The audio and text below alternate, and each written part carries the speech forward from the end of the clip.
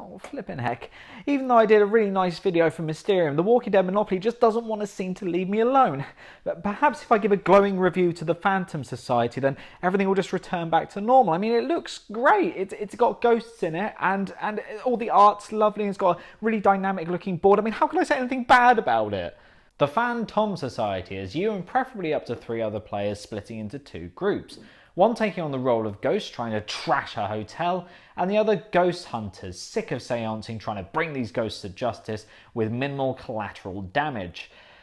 It's basically the hotel scene from Ghostbusters in game format, and I'm pretty sure it takes about as much time to get through as that scene itself.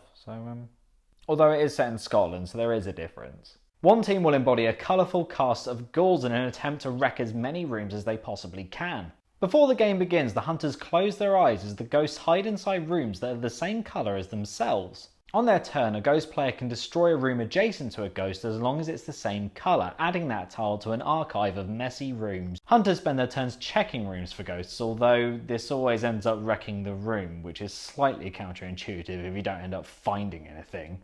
As more rooms are destroyed, ghosts can spread their influence wider by taking out rooms that are further away. But if a hunter manages to catch a ghost, then the hotel won't charge them for the damage they caused, and that ghost is out of haunting forever. Hunters win if they manage to catch all 4 ghosts. Ghosts win if they manage to hit a predetermined value of damage by counting up all the numbers on these little tiles that they manage to destroy until some sort of afterlife insurance policy pays out or something.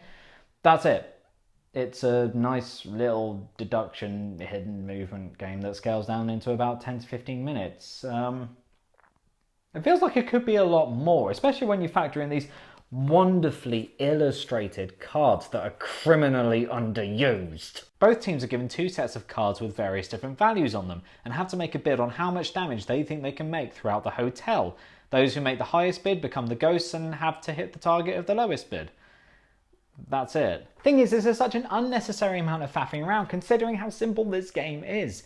Games of hidden locations are always quite naturally theatrical, both in their theming and their mechanics, but as soon as you start stripping away components or making everything too simple, then they become nothing more but glorified logic puzzles that have lost their dramatic flair.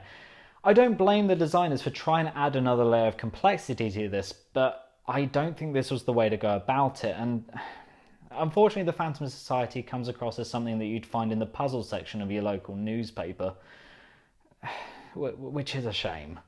With its glossy components yet Minesweeper-like simplicity, the Phantom Society feels like a prize you'd get in a Marks & Spencer's Christmas cracker. You probably get the most out of it if you're looking for a simplified hidden movement deduction game, and if you're looking for a good gateway game, I'd probably point you towards it if you'd exhausted all other options, but those other options are likely better and cheaper.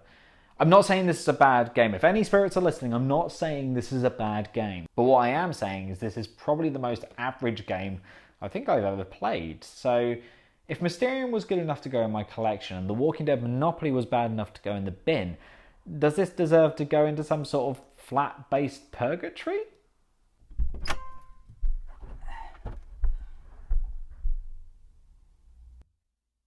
No. No.